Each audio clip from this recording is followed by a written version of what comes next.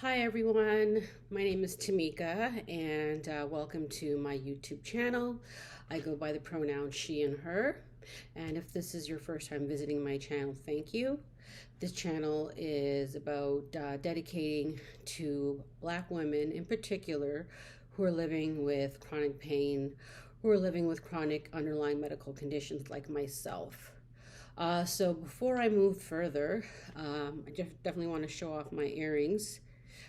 I wore them today. This morning I had, and if you can't really make out what they're saying, it says Black Lives Matter. And this morning I had an appointment with one of the specialists that have been part of my care for a number of years. And I know I've said this before, the importance of speaking up and asking for what you need. And I really struggled. My last video, I think I talked about communicating with this office, the front office staff, of how difficult it was and how challenging it is to be seen by the specialist. He has, I can only imagine, an enormous caseload. Even this morning when I showed up, 3 or 4 people are scheduled for the same 9 a.m. slot. Obviously, we're not going to be seen simultaneously, so even though I didn't show up at 9 on the dot, I still was expected to wait. And they said the wait time would have been about 25 to 30 minutes. That was something I was able to do. So one of the self-soothing practices I did for myself is I took a walk. I got a latte. By the time I came back halfway, I hadn't even made it back to the building where they had called. Actually, there was a missed call on my phone, and my dad, because my parents accompanied me for support, was out there waving me in, saying, come on, come on, come on, they're waiting for you. And I wasn't, I want to say, not embarrassed. I wasn't shy about speaking up about my experience with trying to just seek care from this physician. And I said it to him very plainly, not in a hostile, antagonistic manner where I was attacking and belittling him, his staff members, but simply from a point of view of sharing my story and what that looks and feels like. And I made it clear to him that I'm not able to get the care that I need. I'm not able to communicate with your front office staff. It's always been a challenge. And I pointed out, and he agreed. The last time I was seen by you was in December of 2021, at which time you had told me we would have a follow-up in 6 months, and here we are on the last day of October. So obviously that did not transpire.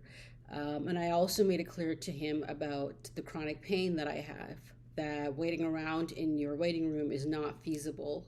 I cannot do that. So he was listening. I don't know if he was attentively and actively listening, because he was also going back and forth between 2 computer screens and I guess looking at my latest results and typing in notes or what have you. And then he said, how would I refer you to one of my colleagues down at Mount Sinai Hospital? I was like, you can do that? Please do it. I even have a follow-up appointment with my rheumatologist actually at Mount Sinai coming up next month. So if you're able to refer me to one of your colleagues and you can put that referral in today, and I can get seen by specialists there. And he followed up by saying, you get great care at Mount Sinai. And I'm thinking in my head, yes, I had a really good experience in the care that I received when I did go to Mount Sinai Hospital. That would be excellent. It is a bit of commute for me, but I'd rather make the commute and get the care, the attentive care, and get answers, because we're still at a place with my condition where I'm still getting a lot of ongoing subsequent issues happening with my kidneys because of just the fact that I have a genetic condition. That's just how my kidneys are. That's just how they function. So it is a challenge. I'm not a simple case, and he shared with me the literature about what the doctors are typically trained to do and how to deal with it. And he did talk a little. He touched on diet and nutrition, but he also said there are other options as well. But again, he said that he made that referral. And one of the things that I did, and I encourage you to do it, I won't take it out, but I asked for a paper copy, a hard copy of the referral. So A, I know that it was made, and B, I can follow up with Mount Sinai at that clinic, and I can say I was seen by such and such a doctor on this date, and they made a referral to your clinic, to your practice, and I'm this patient, and I would like to know where I stand. Obviously, all of this transpired because I had to speak up and use my voice. It's been a long journey. My kidney condition is one of my underlying medical conditions that always pops up. It can be stable for a while, but it pops up. Then it can be stable again, and then something pops up. Stress also does not help me. So the fact that I can't communicate efficiently with this specialist office, it is impacting the care that I'm getting, and it is impacting my quality of life, right?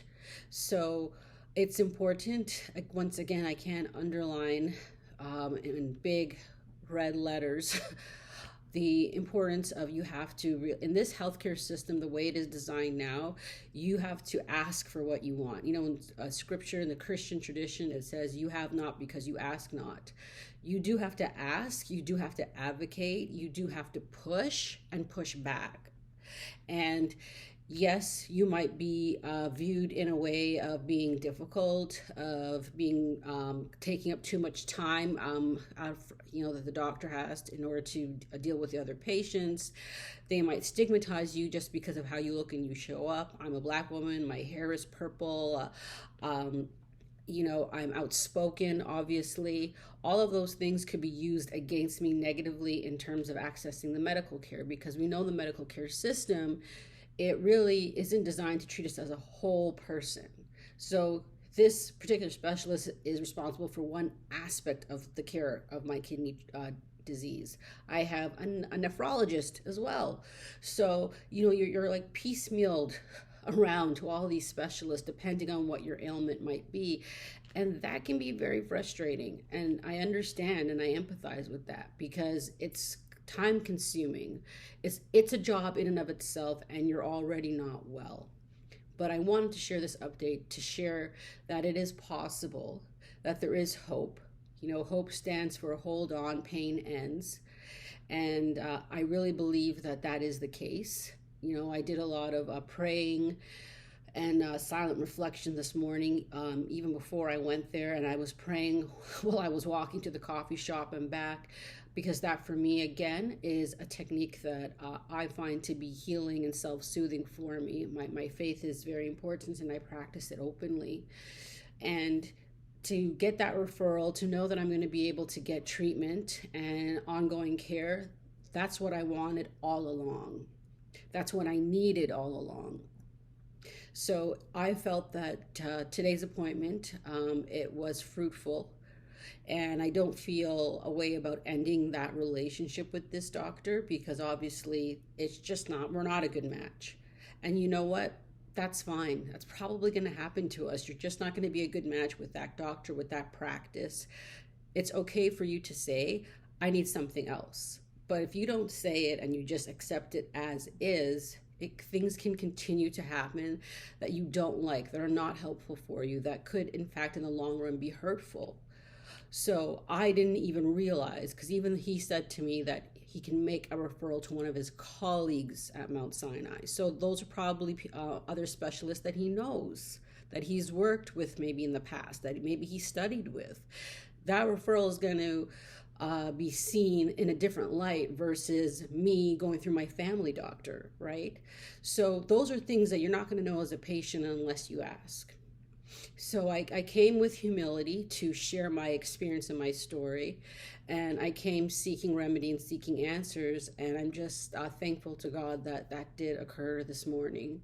So I wanted to share that with all of you. It's an update in terms of where I am and moving forward. So as I always say, listen to Black women, amplify our stories and amplify our voices. And when I say our voices, I'm talking to you. You have a voice. Use your voice. because no one is going to be coming. There's no Calvary that's going to be coming to rescue you. And you are worthy. Black women, we are worthy and deserving. We're deserving of love. We're deserving of joy. And we're deserving to have hope, to know that our stories are meaningful. Listen to Black women. Thank you, everyone. Take care and have a blessed day. Bye.